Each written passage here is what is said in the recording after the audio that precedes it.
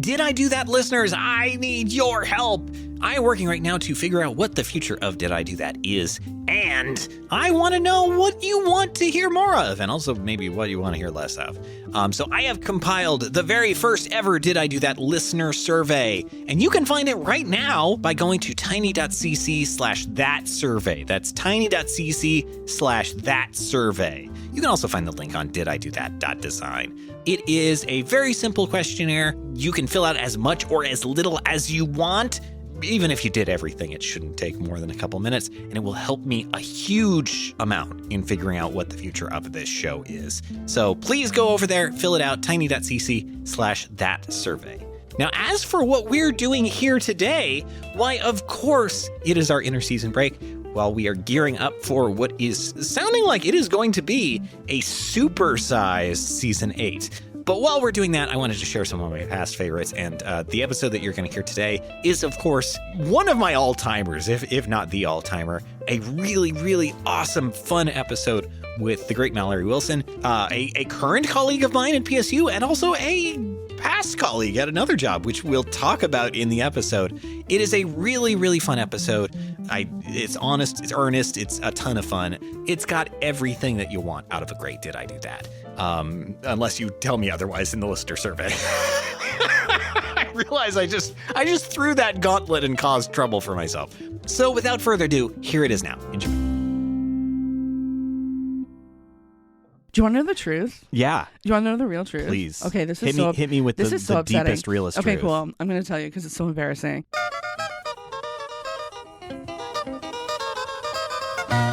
Hello and welcome to Did I Do That? It's a podcast about making graphic design and, would you believe it, making mistakes. I'm already doing that because it's all part of the process. I'm Sean Schumacher, and joining me today, a very special guest.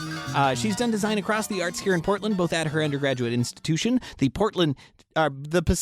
Pacific Northwest College of Art, and at Portland Institute for Contemporary Art, which, despite how its name sounds, especially right next to PNCA's name, is not a school. It's not a school. Please stop asking. 2016 me begs of you to stop asking that.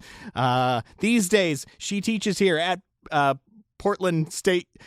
I fucked up the name of the school that we're literally in right now.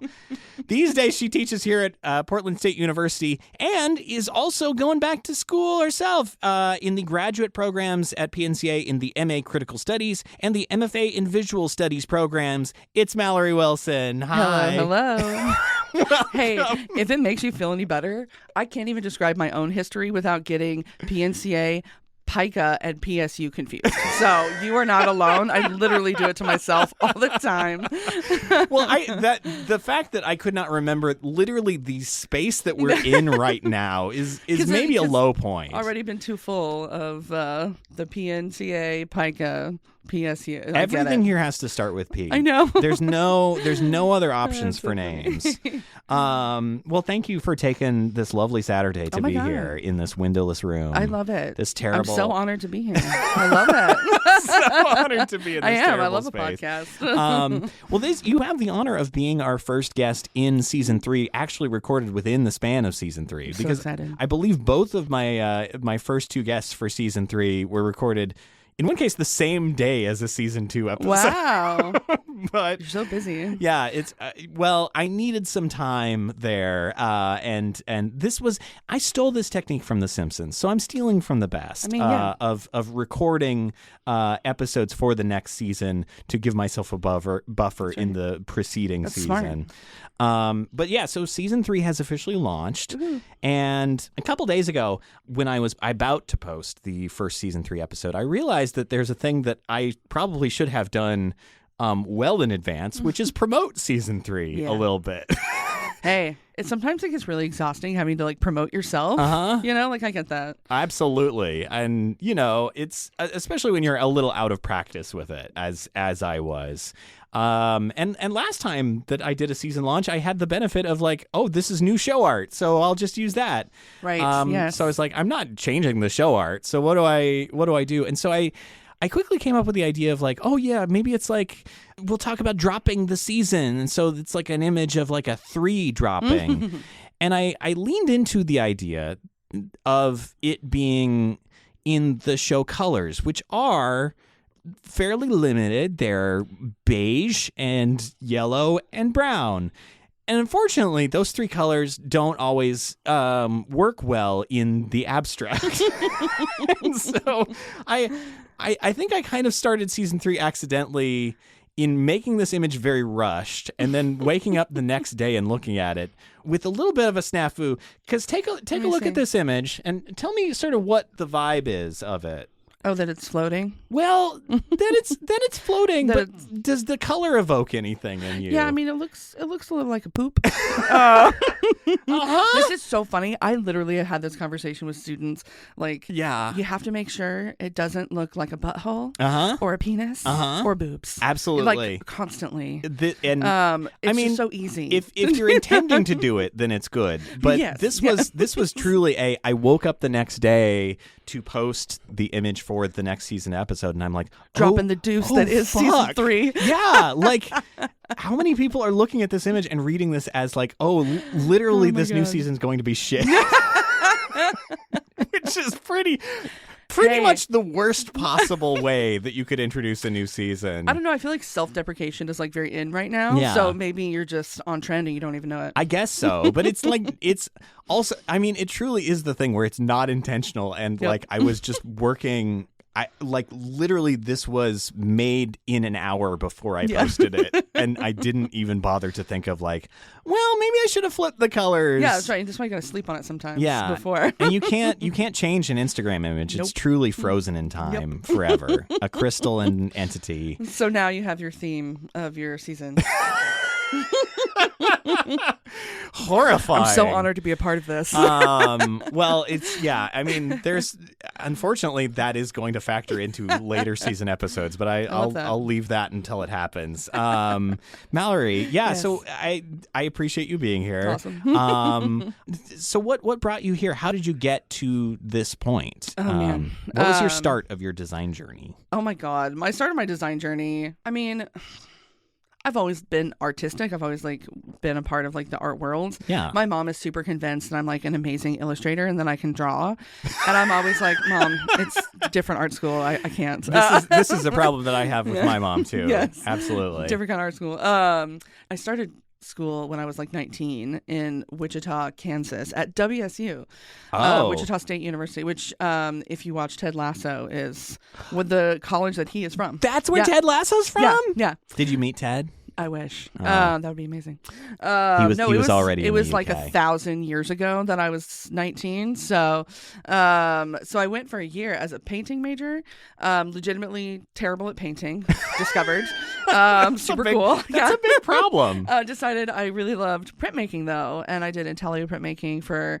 I just fell in love with that and screen printing. What had drawn you into painting in the first place? I didn't know what else there was. Oh, you just wanted to do art, and that was art on the top of the list. Yes, I grew up in Alabama, Birmingham, Alabama, and then moved to Kansas the middle of my junior year of high school. And so I wouldn't say that my tastes at the time were expansive. Little limited on my perception of the world and or what art was. And when you're a kid and you're in middle school or high school, you get those cheap things of paint from the art store and you're just like, I am Picasso, and you're just like, I am God's gift to this. And and then you're around people that are actually good and you're just like, oh wait, never mind. Oh yeah, that's what hands are supposed to look like. Yes. Oh my God. I've just been making hands like the AI. Yes. Except worse. Exactly. Oh my God. Yeah. And so I went to school there for a year, was so terrible and couldn't finish. Oh. I dropped out. I just, I've always had trouble with school. I always I had tutors in high school. I was not great at the standard way of doing work. It wasn't that I wasn't smart or that I didn't try. I just had a really hard time memorizing stuff and then regurgitating that. Well, that's such a different brain space than I feel like totally a lot of creative people are able to work in. Absolutely. And so I was just kind of oh, I'm not smart enough for college. That's never going to be me. And so I dropped out and then entered the working world, right when I turned 18. And it was My first job, I've had so many weird jobs, which honestly, I really feel like makes me a better designer. Oh, honestly, absolutely. like Absolutely. The people that, I could talk about this for so long, but like the people that I see that go like straight from like college to like whatever job they're doing. Yeah. I feel like, you know how like in Israel, they like require you be in the army for 2 years? Oh, yeah. Well, that's like, I think most countries have which something I mean, is terrible. like that. But I think that everybody in America should be a part of the food service industry for 2 years, like just as a requirement. So like that you know how to treat other people better. Yeah. And that you know how to like treat people in that industry. Absolutely. Yeah. So I've had a lot of like really crazy jobs. And so then moved to Portland when I was in my 20s and just was working. I worked at coffee shops. I was a manager at a coffee shop for years and then started bartending. What brought you out to Portland? Was it just Oh my like God. wanting to get... Do you want to know the truth? Yeah. Do you want to know the real truth? Please. Okay, this is hit me with the deepest, realest Okay, truth. cool. I'm going to tell you because it's so embarrassing. I was raised fundamentalist Christian. Oh. Like Dirty South, man. Like I Yeah. lived in the Bible Belt. And I was fully a part of that culture. Like I want so hard to be like, I knew from the get-go that this wasn't me. No. I was full on hardcore Christian for a long time. Up until like literally I think I was about 22. Wow. Yeah. And so I got married very young when I lived in Kansas. And my then husband and I moved out to Portland to go to a church. Really? A Yes. specific church out here? Yes, so this was saying nothing about my past is cool. Like I am That's just true of most people, unforgivably though. uncool. Yeah, and so moved out here, and then all of a sudden I was like, oh wait, life exists past the Midwest and the South. Yeah. Literally, we got divorced the next year. Wow. Yeah, and so then I was on my own for the first time and started working, and just that's kind of all I did. I was like, this is my life, and then started bartending, which I loved. I'm pretty sure I peaked as a bartender. I'm not gonna lie. You have an amazing personality for a bartender. Yeah, it's true, and I think that's why I feel like I kind of peaked, because you know when you have like really bad concentration issues and you can't focus on anything, you can do 12 things at once very successfully. Absolutely. That's but why... you also have. I mean, I feel like I want to tell you all of my secrets just right now. Oh, that happens to me all the time. Yeah. When I was younger, I did not know how to filter that. I'm not kidding. When I first moved to Portland and I was on public transportation for the first time, Oh no! I mean, you don't want their secrets. No, like people that would literally be sitting next to me, like businessmen, would turn to me and start talking. What about and I would just be like, it's something on my face that says, please tell me your secrets. It happens to me all the time. What? That's all the time. wild. It used to drive my mom nuts because it happened when I was young, like really young, and she would have to be like, please stop talking to my child. Like, so I don't know what it is. Don't tell my child your secrets. Yeah, exactly. I don't know what it is. But so as a bartender, yes, I learned many a secret. And you know, you see some crazy shit bartending. Yeah, for sure. And so there's really like there's kind of a lot of overlap between bartending and teaching. Yeah. You know, I just try not to swear as much, but which I'm not successful at. But yeah. No, and so I just decided at one point that I was like, well, I don't know if I want to do this for the rest of my life. Yeah. I worked, and my husband had 2 years left of college. My now husband. We've been together for 16 years. Wow. So, yeah, it's been a minute. That's amazing. He's amazing. He's the best. But he had gone to 2 years of college and then went back. And so I worked and put him through school. And because with bartending, you know, you can make that money. Yeah. And then he got his job and started working at Nike. And I was like, man, he's making that look good. You know, like I, at the time, was working 3 to 4 days a week. And for bartending, like 4 days a week is a lot. Like 5 days is considered like it's like would be working like a 50-hour week. And that would really, like, especially those hours too. That's going to wear It takes a toll on your body and your brain. Yeah. For sure. Between working at a coffee shop for like 10 years and then bartending, I never had, like, my circadian rhythm just does not exist. No, you so fucked. Smashed it completely. No, completely. I was either getting up at 4 a.m. or like leaving work at like 5 a.m. You know, so no good. Yeah, no good. So, But the lifestyle of that, yeah, I was like, maybe like I'm not in my 20s anymore. Like maybe I should look for something else. And I decided on graphic design because I was like, I want to do art, but not. I want to get paid. Yeah, that's fair. Yeah, and I think a lot of people have that mentality about it, even though you can get paid as an illustrator and artist, like of course.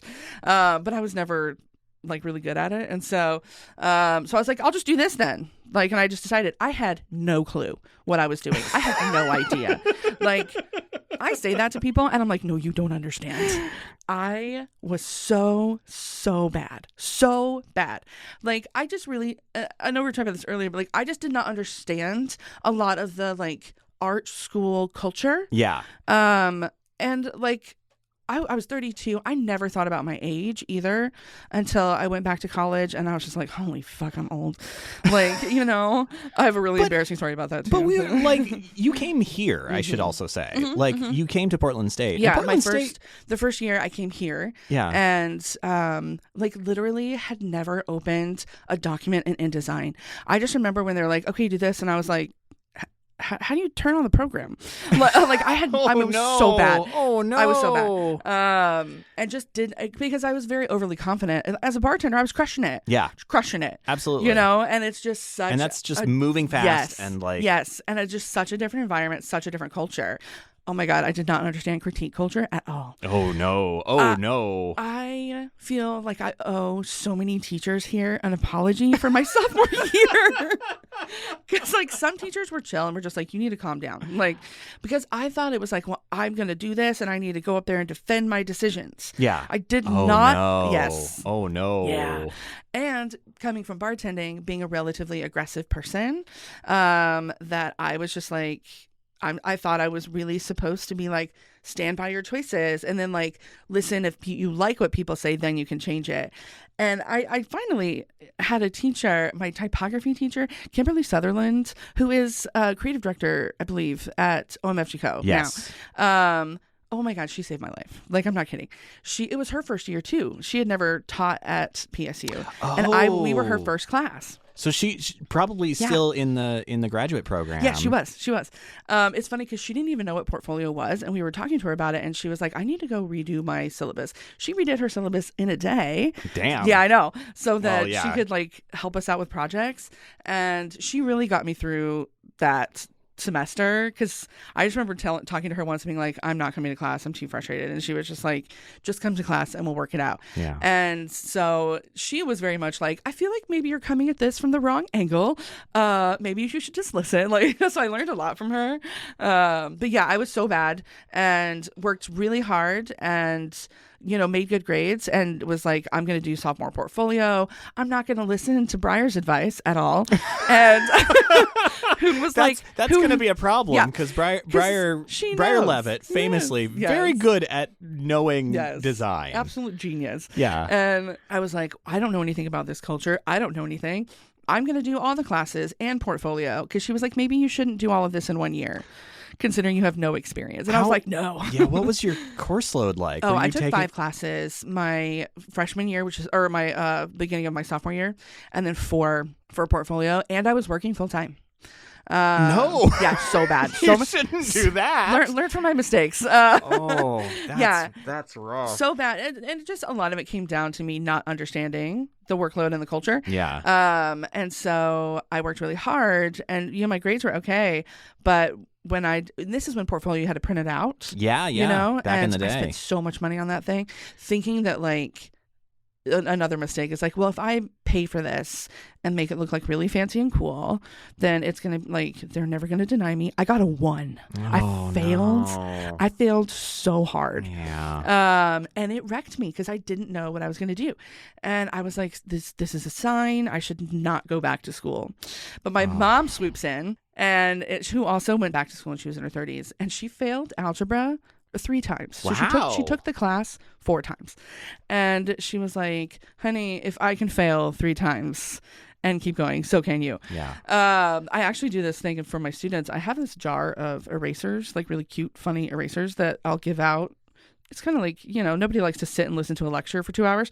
Are these erasers shaped like food items, perhaps? Yes, they are. I also collect these. Yeah, yes, I should have brought you some. I like give them out to my students as they participate, so they can participate in class. And so like if they answer questions, especially tough questions, they get an eraser in honor of my mother, who when she finally passed her algebra class. She's still alive, by the way. It makes it sound like she's not. She's alive. She's kicking ass. She finally passed. No. Ellipses. Her algebra Yes, class. exactly. She almost failed the 4th time, but her professor was like, I'm tired of seeing you here. You've done a great job. I'm going to give you 2 bonus points on your final so that you can pass. And so she did. And so, but she was that close. Yes. So in honor of my mom's struggle and her like perseverance, if my students hold on to those erasers at the end of the term, they can turn it in for 2 points on one of their big projects. That's really smart. That's really smart. I'm stealing that. Yeah, you should. Oh my God, please do. Absolutely. So yeah, I failed, and I failed hard, like so hard. Yeah. And I was still working at, I was still bartending, and I was like, well, somebody suggested maybe you should apply to PNCA. And I was like, man, if I can't get through portfolio at PSU, I'm not going to use that portfolio to try and get into another school. Yeah. Because I was just like so awash in my own like misery and self-pity. It's gonna weigh on you no matter what. So luckily I have just an amazing group of friends and family and support system, and they were like, cry about it, get up, dust yourself off and get back to it if it's what you really want. And so I really had to make the decision, like, is this what I want? But I fell in love with it while I was participating in it. And then like I just wanted to succeed out of spite, it works. Spite fuels me. Like and so I was like, well, I have to keep going now. Yes, that's right. Like, so I was like, well, now I have to keep going because I can't just accept the failure. I'm too stubborn for that. And so I applied to PNCA and I got in, and I got like a huge scholarship there. Oh, nice. And so that was the defining moment for me where I was like, all right, let's do it. And so then I went to school there for the next, I repeated my sophomore year there and went for the next 3 years. And did you feel like going in there that you'd learn some lessons about, especially critique, but also like how to approach this in a different way that was maybe healthier and more sustainable for you? Oh my God. And one of the things that we talked about this as graphic designers, like I tell my students this all the time, like you will never not be critiqued. No. It doesn't matter what you do. Like you will always be critiqued. Yes. And one of the biggest things that I try to teach them is like understanding what to keep with you and what to be like, okay, maybe no. Yeah. Like you can learn that over time. And like critiquing isn't just about like telling other people what you don't like about their work. It's also understanding the why behind what you don't like and what you do like, or what you think is successful and unsuccessful.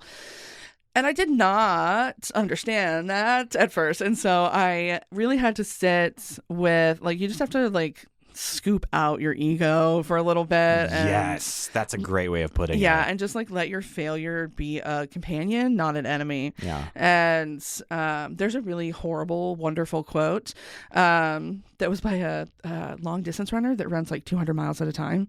And he said, if you make friends with pain, you'll never be alone. Whoa. I know, which is like so intense, but also makes me feel so much better like about life. And then like that is true. Like it is true. And so like the things that we tend to push against so hard, especially when it comes to critique and ego, and like you have to have enough ego scraped together, to like form a personality and like stand up there and present your work, but not so much that it keeps you from listening to other people. Absolutely. Yeah. I cannot stop thinking of, and this is a terrible, terrible thought that's popped into my mind. Like Batman, if Batman got like that vinyl that you can get at a home goods store, and it's in those terrible script fonts that they use, but it says, "When pain is with you, you're never alone." Yes. so brooding.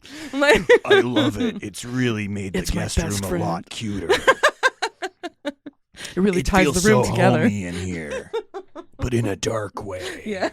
Oh my God. It's so real. I'm a creature of the night, but also there's this lovely little lamp here that's providing such a warm glow. Hey, we all need our aesthetic. Absolutely. Hashtag aesthetic. Yes. Oh my God. Yeah. Yeah. And so I really had to figure out what parts of my ego I was going to keep and let go. Yeah. And, I've done that a few times in life. I'm a Scorpio, man.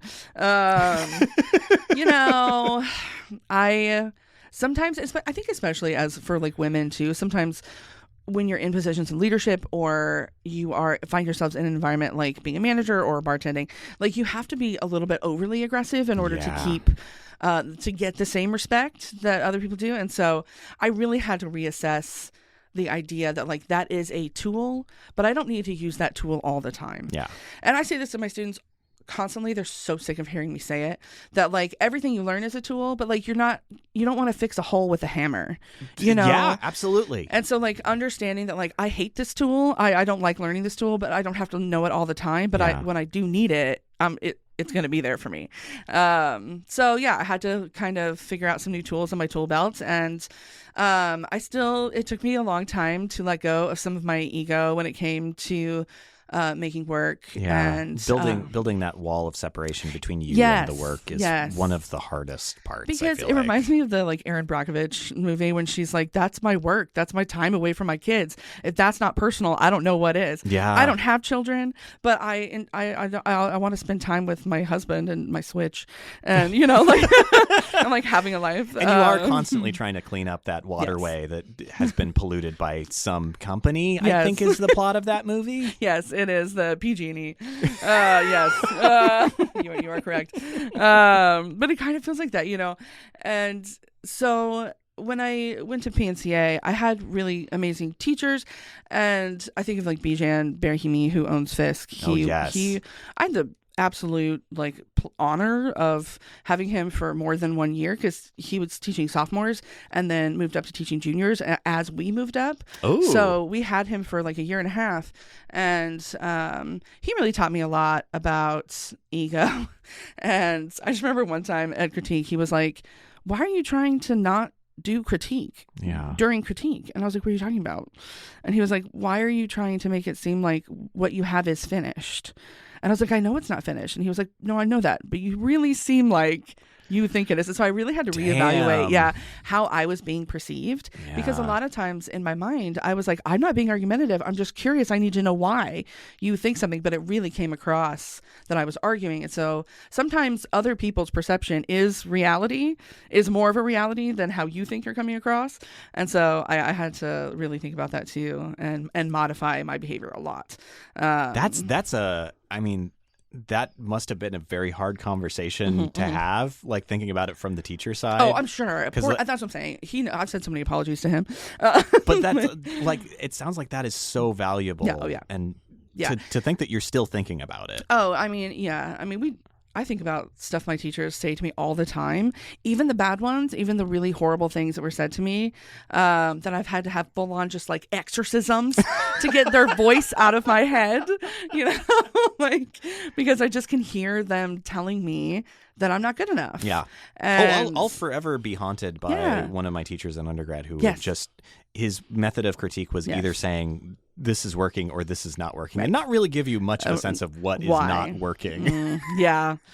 I mean, I've had teachers straight up look at me and be like, "Maybe you should just never do typography." Like that is, and now I teach it. Now I teach typography, and because, there's a point to where like you just can never let somebody tell you what you're capable of, especially if it's in the negative. But then you also have to do the work but you actually have to put in the work. And this brings me to that we're talking about failure and about like, my failure at PSU first. Now it's all come full circle and I teach here. Like, it's so wild. When Kate was like, "Here's, this job," and I was like, are you sure? Like, do you know I failed portfolio? Like, she was like, "No, it's a great story. I love it." And I was like, "It is a good story." Yeah. Like, it's funny how it's come full circle. But I think that's true of a lot of folks that teach here. Like, ultimately, sometimes failing portfolio review the first time ends up being this chance for folks to do exactly what you did and like reassess and like figure out what you actually want out of this, and and like, get way better and too. and understand that like I had to get better, and it's funny too, because now thinking about there's such an interesting conversation that happens with my students, with other people that aren't a part of graphic design at all, about if something like art is so subjective, how can you figure out what is good, quote unquote, and bad? Yeah. And like where does this canon come? Where's the canon that you're comparing everything to? And so that's why I tell my students, like, read the brief, please.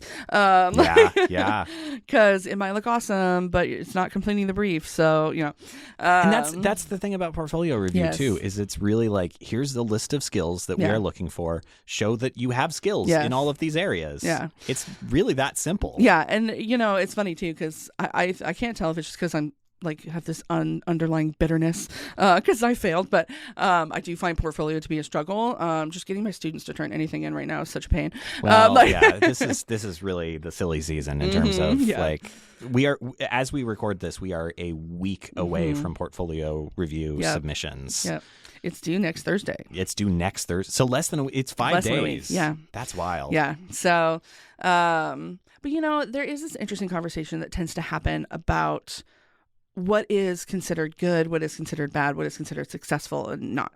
Yeah. And so one of the things that I tell my students a lot is that, like, there are cultural norms within a certain, like, graphic design has its own cultural norms about what is considered good and bad. Yeah. But that modulates over time. Oh, very so much. And like radically. Yes. And now because of the internet and like our exposure to so many other things, like that time frame changes. We can see it change in real time. Yeah. And as opposed to when it used to be like generations of things. We see this with fashion right now too. I talk a lot about the intersection of fashion and graphic design because fashion really does influence so much of design. And like those things are almost collapsing in on each other, like those cycles. Yeah. Well, and which is fascinating. I was thinking about this. Like, I feel like it used to be that one of the big shifts would be when there was a technological change. And we've almost gotten to the point where there's probably still going to be technological change that we don't expect. Oh, yeah. But I mean, like, AI comes to mind, yeah. Yeah, that is going to be a big one for us to figure out. But if anything, that's going to just completely make it even more into these little tiny pockets of things. Whereas like now we have at least the technology to kind of do anything. You want to do grunge typography. Totally. You can achieve it. Yeah. It won't look as good digitally as if you were doing it, with paste up. Yeah. But like you can do it. Just the same as you can do Swiss modernism. Yes, totally. And it's all the same tools. And this is where I talk about in my class a lot that like if you have anti-design, right, which is kind of what we're talking about, absolutely, like this like push against the standard, which I could talk about like in its own podcast, but you have to have the standard for design to exist in order for the anti of something to exist. Absolutely. And so like if you don't have that, they have to exist together. Yeah. Even though they are contrary to each other. But like you can't have an anti something if the thing it's anti doesn't exist. Well, and that was something that I feel like I picked up really late in my design education too, because like at the very end, I started taking art history classes because, of course, I left those to the last minute. Totally. I'm the same as you all design students. But like one of my art history classes, one that was really valuable, was we went to a museum in town after hours, and we would just sit in front of two paintings, and they had a show of Picasso, weirdly enough. Yeah. And a lot of what they would talk about is like, actually, Picasso was like a really good representational painter first. Oh, yeah, totally. And that's why he was able to make that shift. It's like Mondrian. His like reality depictions are amazing, but he's like known for his like square, like flat, color blocking squares. It's like you almost need that foundation in like knowing all those skills before you can get into the other thing and really understand what it is that you're riffing on. Yeah, absolutely. That's honestly one of my biggest critiques about portfolio in general is that I think that a lot of times students really struggle with learning some of the basics and then also creating at the same time. So it's a little bit like learning scales when you're trying to compose music. But yeah, that's so interesting that, exactly. So you have to know the rules to break the rules. Exactly. Kind of a thing, but I find it fascinating in the way that not just my students, but the way that like people that I know in the graphic design world approach failure or success can also be very similar to how people approach like just hating on something or thinking that if you like something, it's not an opinion. I don't know if you've run into this. Absolutely. Okay, I have. Yeah. Because like I've talked about this too, especially from like the female perspective of oftentimes femmes, when we are like excited about something or enthusiastic about something, it's seen as like indiscriminate. That's like, oh, well, they just like everything, and so you don't have an opinion.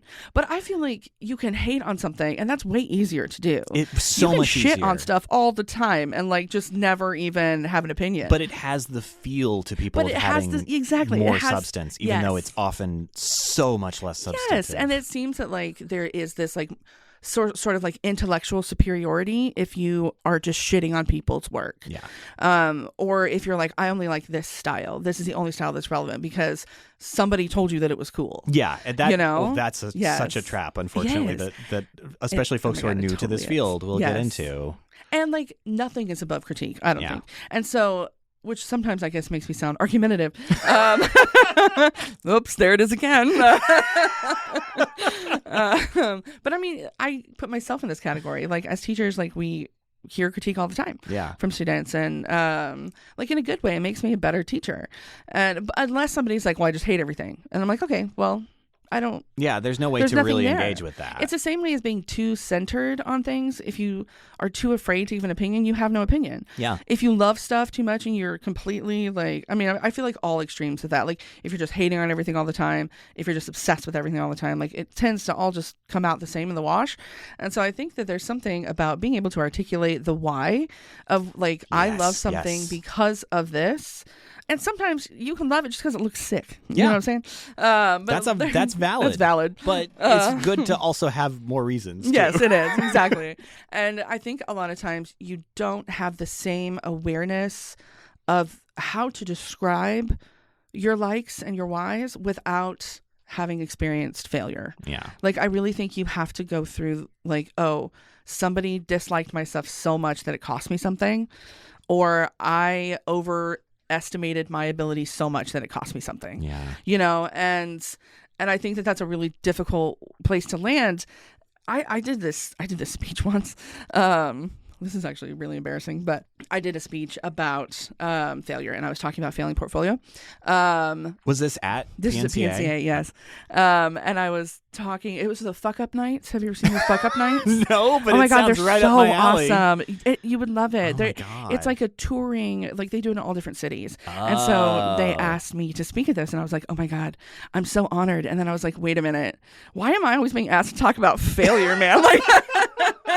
Oh no, I've continued the cycle. No, it's actually it's so great though, because I really claim it because we all fail. Yeah. And like you said in the beginning, it is part of the process. It is. And it fear's the mind killer, right? Any Dune fans? I am so not afraid of failure the way I used to be. Yeah. Right. You know, and so it really does help you like become fearless. But I was talking about the first time I went to Wyden and Kennedy, and I was just like in awe, and I was like, this is just like the pinnacle of what I think working in design field would be. And I saw it does feel like some sort of weird advertising theme park. I mean, a theme park, absolutely, yes. But it was like, I'm like, this is my kind of weird. I can get into this, you know, like I like this. And also I was like a sophomore. And so I saw the wall that said fail harder. Oh, yeah. And I was just like, are you fucking kidding me? And so in my speech, I was talking about how I hated that because I feel like a lot of people don't get the opportunity to fail and keep going. And, you know, there's a lot of demographics that feel like I can't fail the way that you can as a white woman because you get more options than I do.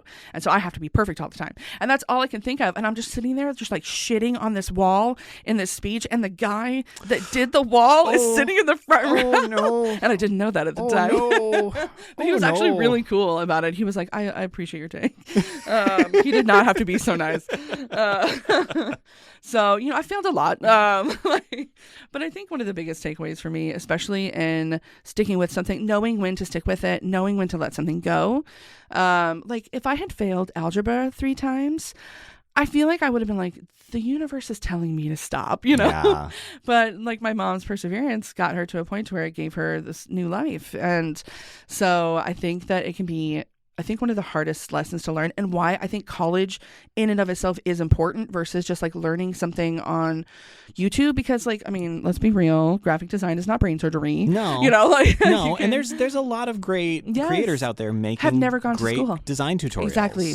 And like, I know people that never went to college Yeah. that are professionals that could absolutely design circles around me. Oh, absolutely. Like, hands down. But for me, for me and my ability to process and understand, especially like the culture around graphic design, I had to be a part of that, and I had to have people kind of handhold me and explain to me why certain things are not something you should be afraid of, like failure. Yeah. And I think that I always, whenever I talk about failure, I always have to put it in the terms of like, I am allowed to fail more because being a white woman, I get that privilege, and other people do not have that privilege. And, I talk about that a lot to my students too. But yeah, like it is one of those things that nobody likes it. Don't get me wrong. I hate it. No. It doesn't mean I'm not going to cry about it. Like Absolutely. or get like really mad. But I also will come back around and be like, okay, yes. And the more experience you get and the older you get, the smaller that time of like, ooh, it stings, the shorter that time gets. And the more you can appreciate like other people's perspectives on you, because it makes you a better person. Yeah. Because if you're only thinking, if your mind is your limit, like your brain is your limit, then that's it. You're never going to see anything past that. And so I might not always love to hear other people's critique of like my work or my life. But it's another skill you have. You start to learn like, do I need to take this to heart, or do I need to tell this person to fuck off? Like, but it's true in the land and like the time of the internet troll. We talked about this, like how to not be an internet troll. Yeah. Like, it's very important. I think it's very important to be able to say like, having expertise is important. Yeah. Because I am not going to sit there and tell, I'm terrible at illustration. I am so bad. Like when I have some students and I just look at their work and I'm like, yep, that looks awesome. Yeah. I got nothing Seems for good. you. Yes, because Good I lines. just don't know enough about it. And I'm just like, that's amazing. Like, so I'm never going to look at somebody that's like an illustration major or that has been doing this their whole life and has a ton of experience. Like, I'm not going to shit on their work. Like, I know what is going to make it good. I can say like, I don't like that. It's just my opinion. And this is the philosophical conversation my husband and I were having last night, that like, what's the difference between opinion and taste? And like, how do you differentiate someone's, because we often say like, oh, they have good taste, or like, oh, that is a particular taste, it's not mine. Yeah. But like, what is the difference in those opinions versus like somebody's opinion? And my thought was like, I think it's expertise makes taste, and when opinion and expertise come together, you get someone's taste for something. Yeah. There's so much there. That's like such a convoluted topic, but it's so complicated. Mm-hmm. I mean, I'm thinking about like, it's so hard because I like the expertise part of that too is like, so there's so many lenses to be it's so an expert loaded. on Exactly. this. Like, yes. There are people in this field that are way more academic, and they're coming at it from an academic perspective of like, in a way, design is like more of an art form to them. I agree with that. But that's also like not practice for the most part. Totally. Like, most of this industry occurs not in academia. No, but in not the at field. all. Well, and we, teaching typography too, we talk about like, there are so many very specific standards for type. Yeah. And then there is this like anti-design kind of type that's happening, and that specifically comes from, in my opinion, this is just my opinion, but I believe that our move towards this move away from Swiss design to almost like, we don't even care if some stuff's legible anymore. Yeah. I truly believe that this comes from the racism that surrounds typography. Oh, sure. Because like, if you are keeping literacy, like typography is literacy, right? If you are withholding literacy from groups of people and basically saying, you can't sit with us, you go over here and we're going to make all of these standards, because if you can't meet that, then you're bad. Yeah. And you other people so hard to the point to where you have let no other cultures participate in what typography looks like now. Yeah. That like, they are like, great, we don't want to sit with you anyways. We're going to go make our own stuff because your stuff is not cool. And we're going to make really cool type and it's going to be awesome. And then everybody over here is like, wait a minute. We kind of want that too. Yeah. That's the stuff that reinvigorates the field every, exactly. Every But the same thing has happened in fashion. And this is why I talk about like fashion and design being so linked, is that like high fashion, very specific for a very long time. Yeah. No one can sit with us. We are the pinnacle of this. And then people are like, we don't want to sit with you. Like we want to do our own thing. And then street fashion happens. Yeah. And then now all of a sudden you see street fashion in the runway. And you're like, wait a minute. This pattern is repeating of like... We're over here othering everybody and saying our standards are the only thing that matters, except that when we see that, we're like, wait, that's so wrong because we also want that too. And so now we see typography changing just the same way we saw streetwear becoming high fashion and like all of these things because we haven't quite figured out how to interact outside of this like kind of like perpetual like racist issue that we always will deal with in America.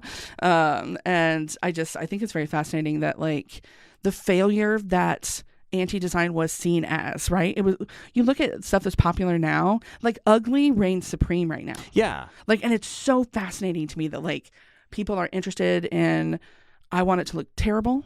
I want it to be illegible. I want it to look gross. Yeah. And I love that. I honestly really do. Well, and to me, I'm also reading it as like a rejection of how polished corporate, everything is so on brand all the time to the point that like it almost feels like I have this conversation with students all the time about Portland State and green and like, interesting. Yeah. Like we've evolved into this world where everything has to be green if it's the brand. And right. Even like 15 years ago, that wasn't the case. Yeah. And that the omnipresence, the like, it almost feels like it's so stifling everything that comes out of these kind of corporate spaces that you have to create that if you are not in it, you have to just like explode and be like so different, like so anti, which is so beautiful. It is, and we're seeing this on Instagram comes to mind because like we were there when Instagram started. Okay, look, playing around with those great filters. Yeah. Oh my God. Yes. So many filters, so little time. And it used to just be like you upload pictures of your life. Yeah. And now I've seen people that are like, here's a photo dump of my month, and I'm like, and the culture around this, and I'm seeing is people are like, this is so different than what Instagram is for. And I'm like, is it? Because that's how I know it. Yeah, that's what it was. But it's already come back around because it went so hard into the like, if you don't have a perfect aesthetic for the grid that is your Instagram, you do not belong here. Those boss like, girls only, you know? like those like grid takeover things drove me nuts back in the day. Because I had to make some stuff like that. Yeah, you know? and when you experience them in real time as a viewer, where you get like a corner of a thing that has like 3 letters. Oh my God. I did that once. What is this? I did that once because I hopped on the trend train. And I regret it. I regret it every time. Yeah. I look at my grid every time. I'm like, every time it's not perfectly in line. I'm like, this is trash. Yeah. Which it is most of the time. I know, exactly. Exactly. It's so unless dumb. You're posting in 3s. Mm-hmm. Oh, But it is interesting to see that like things were so chaotic. Like growing up in the 90s, right? I mean, the internet 90s kids. The internet was the wild, wild west, man. Yeah. That shit was so insane. Like, the stuff that, like, that's why I feel like millennials are so, like, especially I'm an elder millennial, like, we're so fucked up, dude. Like, from the stuff that we saw on the internet before there were, like, actual rules. Oh. Wild. There's some real spooky stuff that was on there back in the day. My sister and I told this story to my niece and nephew who I live with, my sister and her 2 kids, and my husband and I decided to buy a house together. And so she moved from Alabama to here. And so living with children is fascinating, especially Gen Alpha, because like they don't know what an AOL disc is, obviously. Well, so many of them don't even know what a disc is. Totally. Begin with. And so like trying to explain to my 11-year-old niece, who is a genius, by the way, she literally codes her own games. I'm not kidding. Wow. Yeah. She uses SQL and Python. It's wild. This is what my husband uses at Nike. Yeah. She's amazing. Anyway, so we're setting herself up well. Oh, man. I told her, when you take over the world, don't forget me. But so we were describing, my sister and I used to chase each other to the mailbox to get the AOL discs, that had the minutes on it, so that we could AIM our boyfriends. Wait, so you would create new AIM accounts with these every time, 5,000 free hours, and then I assume you'd cancel when you ran out of hours. Yeah. Amazing. Yeah. And then you hear your mom like, get off the computer. I have to make a phone call, because we all had landlines. Yeah, it was all over phone. I didn't get my first cell phone until I was 22. Wow. Yeah. So we had a very analog childhood. Yeah. And a very like technological adulthood. And it is fascinating to see some of that kind of change, because we talk about, okay, here's another topic. Talk about failure. I think it's very fascinating that age has been folded into failure. Yeah. And this might be chronically online take, and I'm willing to accept that. But there is a very fascinating thing that's happening with Gen Z being so inclusive, being so open, except when it comes to age. Yeah. Like, I have seen people literally be like, if you're past the age of 25, you're dead to me. Or like the fear of getting older is so real. Yeah. And I'm like, I hate to break it to you, but the majority of your life is going to be past the age of 25. Well, that's true. But I feel like that's always been the case, though. Like, I think it's when just we were more younger, of a voice now. Yeah. Now you can get that stuff out in public. Yeah. Whereas, like, back in our day, it was just like, and there was no audience for that. Yeah. And like, I just never remembered caring about people that were older than me. Like, I did not care. Like, but now I see so many people that are just like, millennials are the worst, and it's just like, if you're a millennial, then you have no opinion. Well, yeah. And some of that is media. Yes, totally. Trying to boost things with fights. Yes, exactly. I genuinely enjoy getting older. I feel like I have so much power now, like mentally, than I used to. I don't know if I'm there with you there. I mean, I feel like I've always been told that, like, I'm turning 40 this year. Oh, congratulations. And thank you. Yes. And so I've always felt like people are like, well, by the time you're 40, you're going to be so culturally irrelevant. You're never going to know anything that's going on. And I feel like it's the absolute opposite. No. I feel like I've just, like, I am like the professor of pop culture now. And like, for example, my students were talking about the Matrix, like iconography, and like the things that are like, oh, that looks too much like the Matrix is kind of what I was saying. And they were like, yeah, okay. And they referenced something else. And then I was like, how many of y'all have seen the Matrix? One. Yeah. One of them had seen the Matrix. I was like, I can't tell if I'm ancient or if that's bad. Like, well, I had a student actually in this very same room recording a limited run podcast called Fontroversy. Subscribe now unless it hasn't come out yet, in which case subscribe eventually. Love that plug. But our host revealed during that recording that they were born after 9/11. Oh man. Yeah. When I would look at people's IDs and stuff, it's like, oh, if they were born in 2000, then I know that they're of age. Yeah. And just the thought of that, and I was just like, that's so upsetting. That's a lot. That's so upsetting. A lot. But no I think thanks. this idea that there's this, like, once you get past your like youth, that there is like failure involved, just by default. That like your opinion is not the same. It's not seen as valid. But I also think young people deal with that too, and that people say like, you're too young, your opinion's not valid. Yeah. And so I feel like when you're younger, you have to deal with the same kind of thing. Yeah. Because they're basically saying like, you don't have as much experience as me because you haven't failed enough, right? There's just a special window when you're 28. Yeah, and that's everything's it. perfect. Like, But it is really fascinating, and I think too, in my case, to skip ahead in your story to Pica, like when I was at Pica, I stopped teaching, and I got to be a much worse designer. Fascinating. In part, I think because I like being around those voices of people who are in a different cultural context than me, which I get every day here. Absolutely. Like, it makes you better, and it makes you look at things in a different way. Oh, absolutely. And, like, it makes you look at yourself in a different way. Absolutely. And sometimes that can be really uncomfortable at first. Deeply uncomfortable. Yes. I'll tell you my very embarrassing story when I started PNCA. Please. And I thought that I was like, I'm so cool. I know everything. And so one of my classmates, who's amazing, they're so great, we were working on a project, and they were like, well, I'm thinking about using like BTS for this project. And I was like, what does that mean? And they were like, oh, it's like a K-pop band. And I was like, don't you feel like you want to use something that's like a little bit more popular, like instead of something like people don't know anything about? And they just looked at me and they were like, well, I mean, it's like they're the most popular band in the world, literally. And I was just like, maybe you should pick something more popular.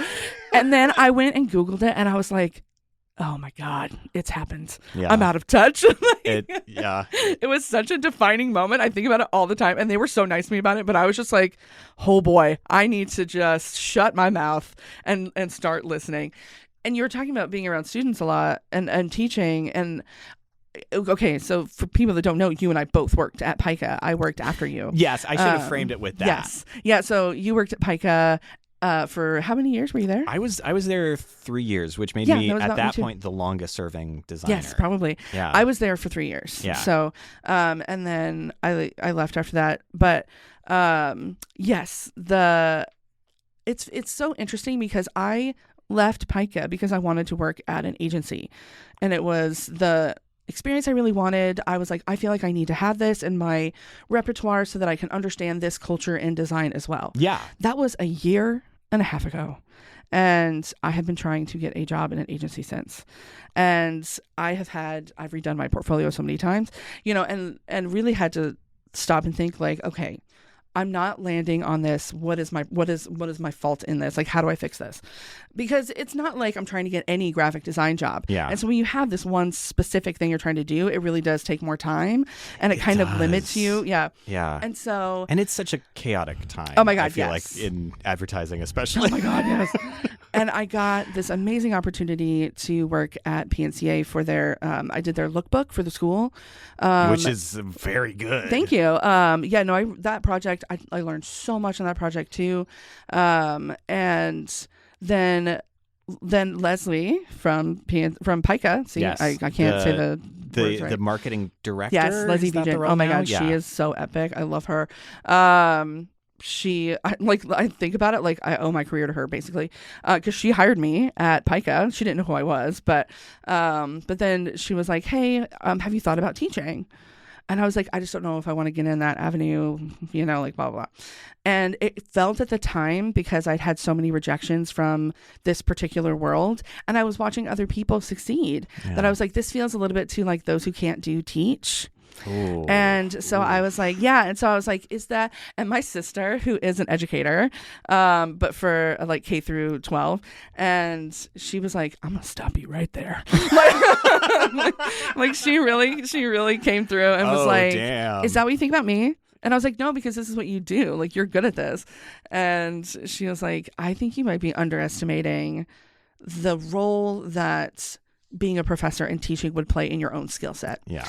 And because she was like, because we joke about like listening to, she homeschools my niece and nephew, and like they're smarter than us. And so like we listen to them. She talks about stuff like she's teaching, and I'm like, man, I don't remember any of that from middle school. Like, but she does all the time because she's teaching it.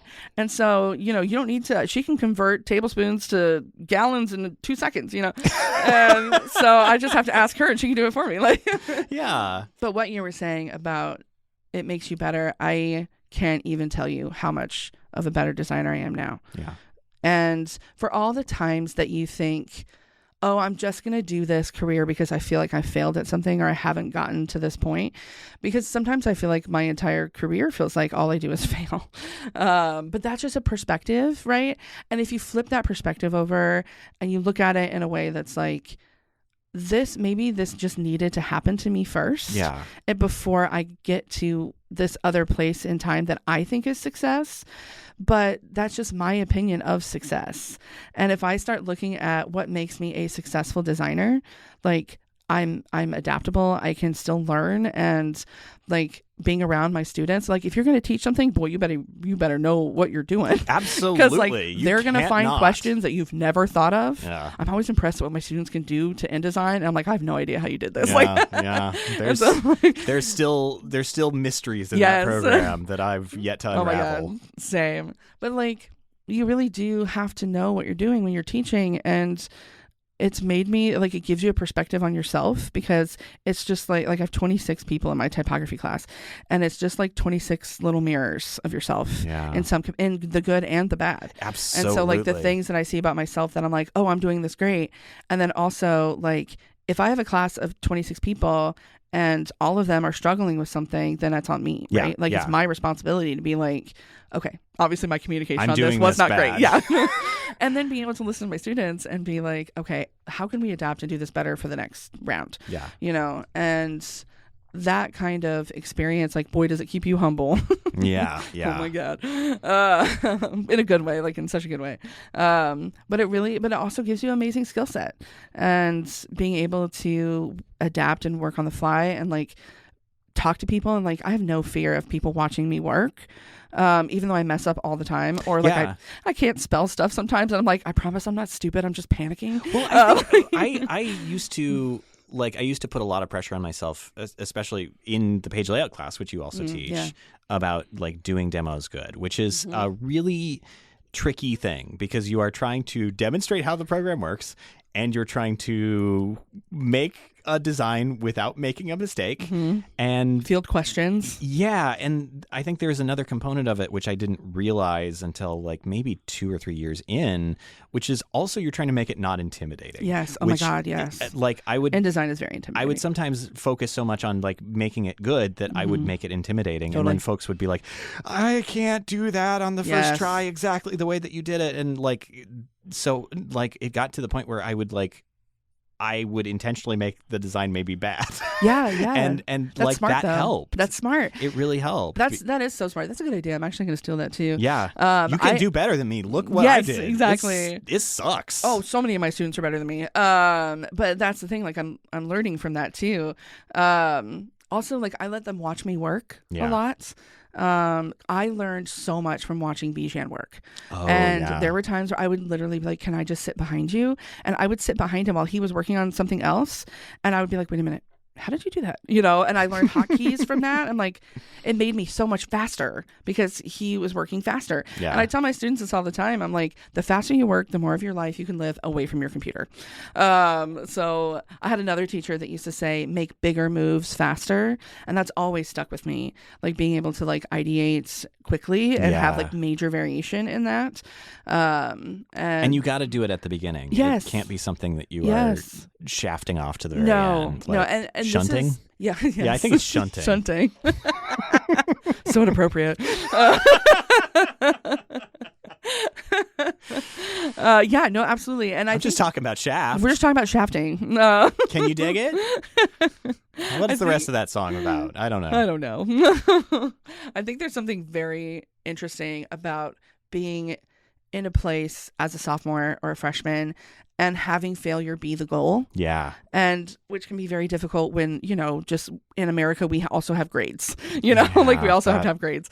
Such an annoying. It is. Yeah. Well, it's not from this kind of work. It is so stuck to like science and math. And yes. So things much. where there are right and wrong answers. And we had several times when I was at PNCA where we had exchange students, and they would just be like, how do y'all function doing this? Like, so it's another really interesting perspective. But when the first like assignment we did in my typography class in PNCA was called the 100 Views of Edo. And it was my teacher basically also taught you page layout. And so the 100 Views of Edo, which were at the Portland Art Museum recently, which was so cool. Oh, wow. Yeah, so cool. They're it's prints by a Japanese printmaker from like I'm going to get the date wrong, so I'm not going to say it. A long time ago. Yeah. And so we had to make 100 layouts that went alongside the images, and he gave us type to use, and we had to do variations of that. Oh shit! But you had to do like 20 per each one. So by the end, I literally had 1,500 pages for this 200-page book. It was wild. That's a lot. And oh my pages. God, I hated that project at the time because every class we had to have like 20 of them. We had to have them printed off and posted for critique. And looking back, though, it is one of those assignments that made me hands down better. I still do it to this day. I do a different version of it for my students. This is totally credit to David, my teacher, David Chattis. But I do a variation of it now for like drills to like show different how you can make variations faster and how you can make like big moves faster. But it is one of those projects that like you just have to fail a lot at it in order to get better. And so having a grade connected to that can be like really tricky. But now I do it for like bonus points for my students, so there's not like a grade attached to it. But it's so that they can learn to just fail over and over and over again until something works. And then you're like, oh, I made that was a mistake. It's just a happy accident that happened. I'm like, no, that's what experimentation is. You do it enough to where like your subconscious brain and your conscious brain are working together. And I feel like those kinds of things are so important because it keeps us from being too afraid of failure. And we start to see failure as a companion and not something to fear. Absolutely. Yeah. It really, it's such a big thing to think about. So you after PNCA, you actually worked at PNCA for a while there too. Yeah, that was when I did the book. That was when you did the lookbook. The lookbook. Yeah. But you moved into a role at, again, my former employer and yours, Portland. It would be weird if it wasn't your former employer and I was bringing it up. I know. I did. I got that job my junior year. Yeah. And Pica is a lot. Pica is a lot of stuff. It's a lot of stuff. It's a lot of stuff. They have a quite large festival. Oh yeah, TBA. Yes, the Time-Based Art Festival, which I believe one of the things that I'd love to do there was suss out the history of certain things. And I'm fairly sure that Christy Edmonds did name it TBA just because she didn't really know what it was yet. Because I think the original press release just calls it TBA. But I kind of love that. I love that kind of stuff. It's a backronym, but a great backronym. Did you know that Marina Abramovich was a part of TBA? Yes, I did. That's amazing. Well, I used to, one of the things that I would love on when we did mailings was her name would always be top of the mailing list. And I would think about like, wow, my work is getting to Marina Abramovic. And then I would think about, wow, Marina Abramovic is definitely going to throw away my work immediately upon seeing it. And not even look at it or open it. Oh my God, yeah. Oh, well. It's fine. Yeah. She perceived your work and that's all that matters. Or one of her assistants, probably. Yes, probably. Whoever was checking her mail that day. Yeah. Marina Abramovic's mailman, though, really had to spend some time parsing the address on Totally. it. I remember getting an email from Miranda July because she was also a part of it. And she was like, hey, I'm looking for this. And Leslie and I were just like, oh my God. Like, that's so amazing. Hopefully it's not one of those things that's just on a mini DV tape because, oh boy. Oh my God. You talked about the archive there. No, it took us so long to find it. You got to get out the ye olde computer. We did, though. We found it. But it took a minute. Yep. Pica is, another fascinating cultural moment, right? Because it's a nonprofit and there's a lot of cultural shifts that happened there, after or before I got there. And, going through 2020 there was pretty insane. Yeah. You all had to reinvent. I mean, TBA before is it's like a 25,000 person international festival where people are packed in and, in different venues around the city. Yeah. To imagine what that looks like in a not physical format, I imagine must have been quite a challenge. It was so crazy. Yeah. I graduated in 2020. And so I feel like I lost a lot of opportunities because I never got an internship because there was nobody, none of us did, just exploded. Yeah. Because at PNCA thesis is a really big deal and you do it for a year. And it's kind of like our version of Fresh, like PSU has Fresh. Yeah. And I spent, the better part of a year working on a project and I had to redo it in 3 weeks because my project was a performance and I was working with a local musician and she was going to be singing and I was doing digital projection mapping. Oh God. And then it mixed. And so then we had to record everything and mix it and all of that in 3 weeks. It was wild. Well, that recording and mixing things, that's only a little bit more work, right? That's not a huge extra lift on top of the thing. Oh my God. It sure did teach me a lot about pivoting. And so the biggest pivot of my whole life. But you're doing that while you're working at Pica. Yes. Oh God. And so every project I had been working on for a year all of a sudden fell apart. Yeah. But it was one of those things where Leslie and I just were looking at each other and we're like, we don't have a choice. Let's just do it. Yeah. Let's figure it out. The best way we can approach this is we're going to be sad about it for a minute and then we're going to tackle it like it's a challenge. And we did, and it was so crazy. It was so crazy. But I honestly think it was the best version of what we could have done at the time. But we went from having 100 plus volunteers, and it was me and 2 other designers to it being me and Leslie. Yeah. And then obviously the other people that was. But, in my day, it was always just me and the marketing director. That's insane. But yeah, there's a lot of floating parts and pieces with TBA. You are this design role. You are, especially when you have the other designers, you've got people reporting to you, and you're trying to get all these different print publications and websites and other pieces of collateral that there are so many so many. I mean, so many weird, unexpected chunks of That's work. why, oh my God, yes. That's why I feel like Pica is such great experience, especially for like new designers. Yeah. Because first of all, I didn't know any different. Right. I was like, this is just fun. how it is. Yeah, this is fun. Yeah, normally you're making 3 print publications at the same time. One person's always doing this amount of work. Absolutely. The life of a nonprofit.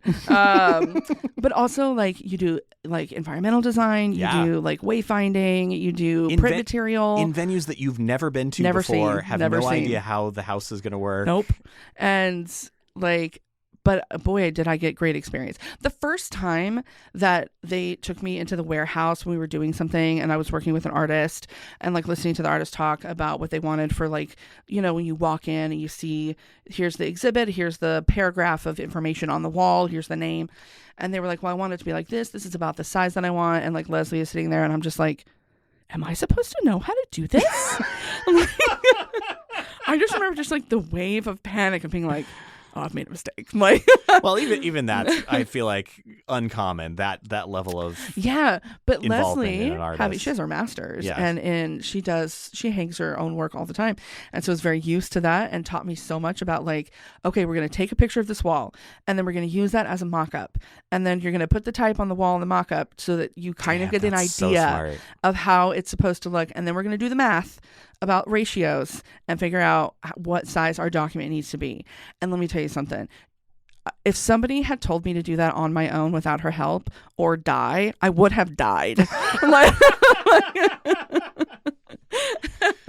So she taught me a lot. Yeah, you would have had the classic first approach at vinyl, which is either really, really tiny or massive, so big that it's like, this is going to take a year. Because you're a to nonprofit, you don't get a test print, man. No. You get one shot.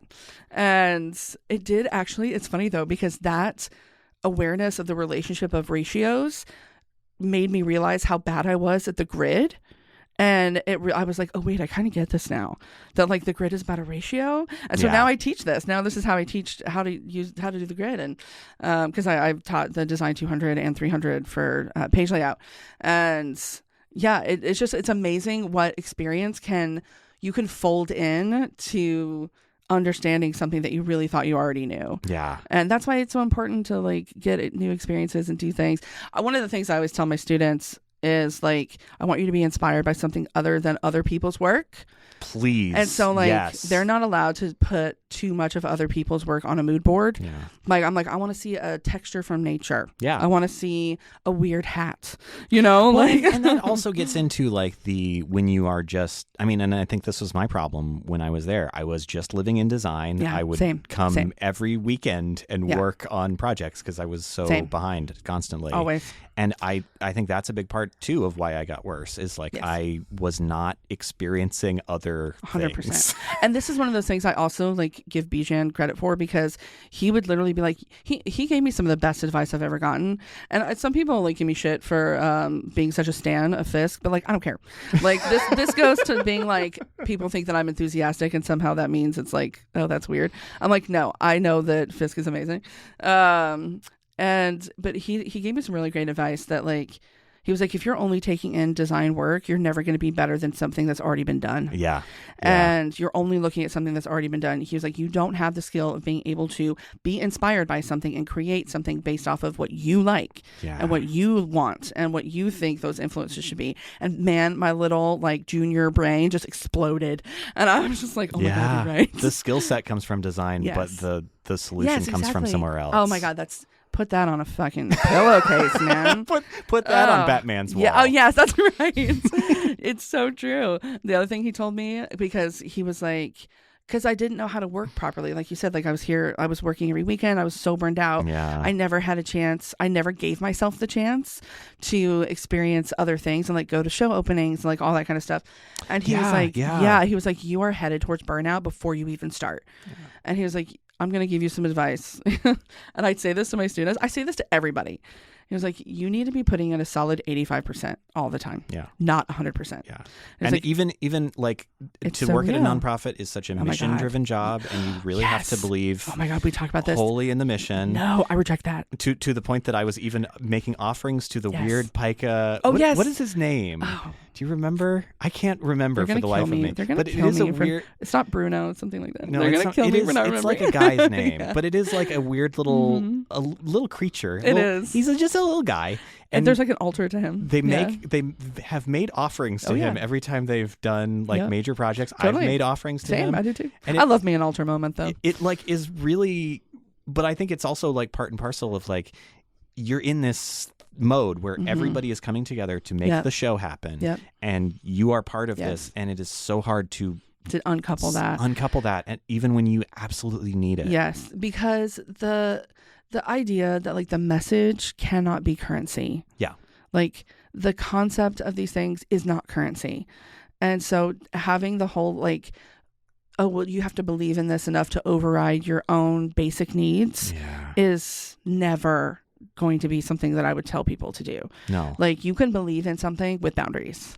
And, you have to. Yeah. And that's one of those things like I feel like I really was so lucky to start when Leslie started because we started at the same time and she had boundaries, man. Yeah. And she taught me a lot about that too. Yeah. And she'd been in that role too. She was my immediate successor.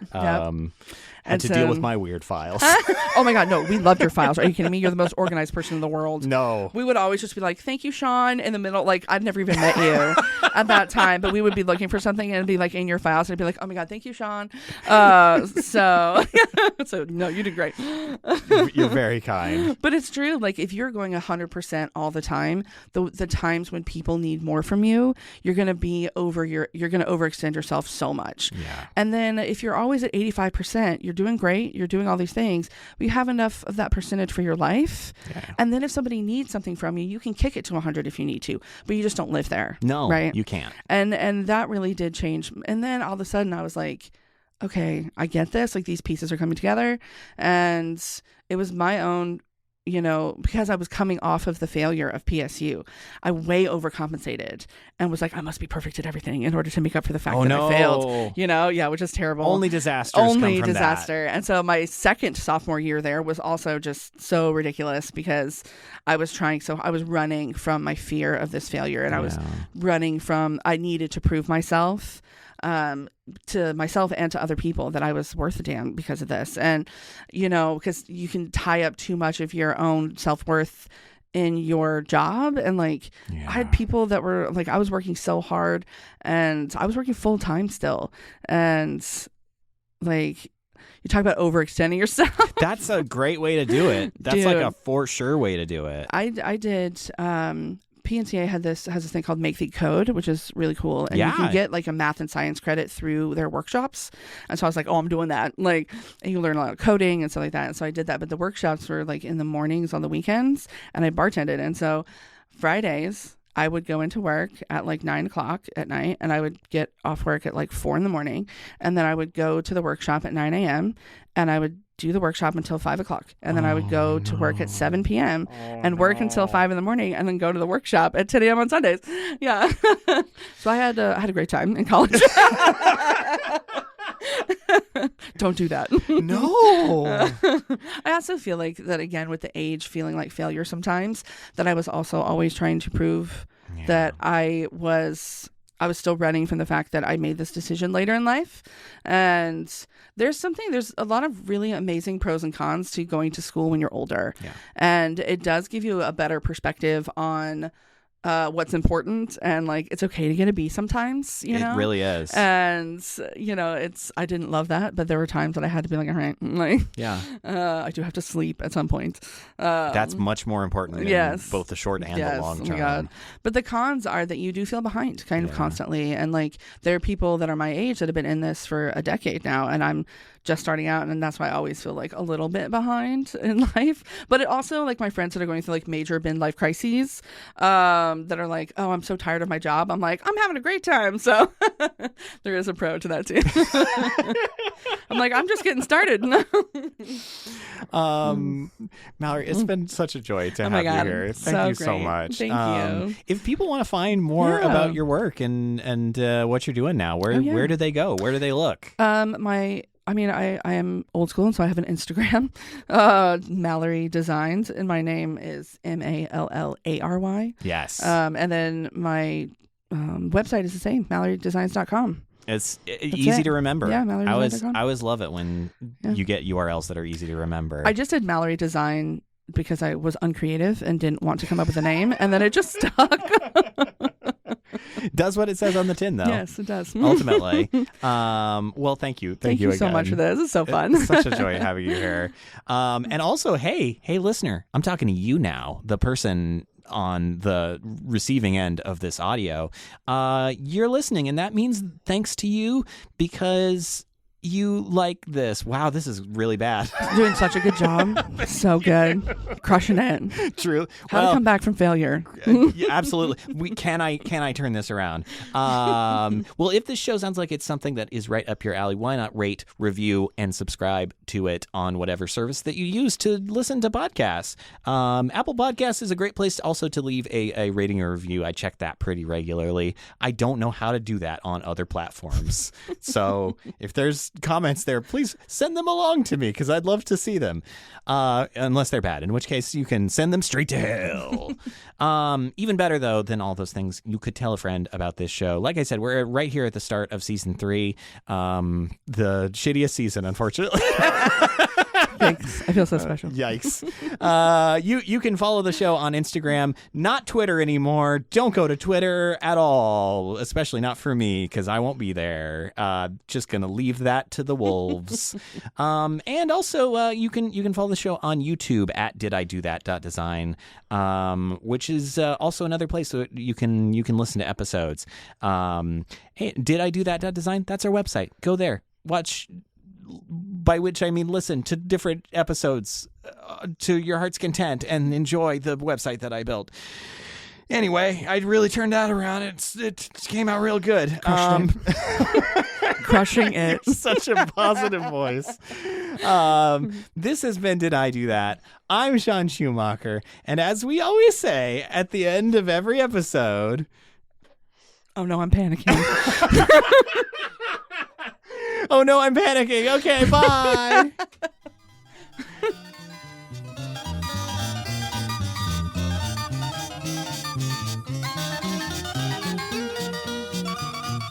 Can you swear on this podcast? Swear to your heart's Okay, content. great. Yes. I genuinely do not mean to swear as much as I do.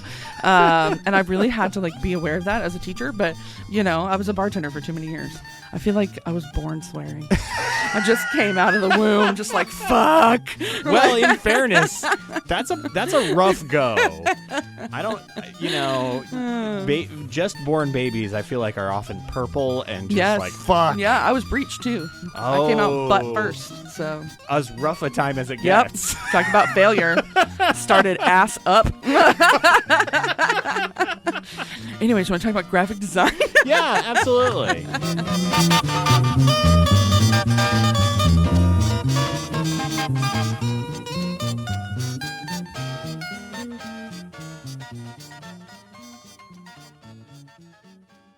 I'm not even kidding. My friends and I in high school, because there's nothing to do, we used to drive out to the cornfields and watch them burn the fields. Yeah. Yes, in case you ever thought I was cool. What? But my friends and I used to drive out there and sit on the hood of our car and watch the fucking fields burn like it's entertainment. This was before we had a lot of internet access. That feels like a post-apocalyptic version of late 80s, early 90s trope of driving out to the end of an airport ramp. Oh and my then God, yes. having the planes Yes. go over as you're sitting on your car. When you're 17, it feels very romantic and cool. Yeah. Like Ethel Cain vibes, she would love that. But looking back, I'm just like, oh my God.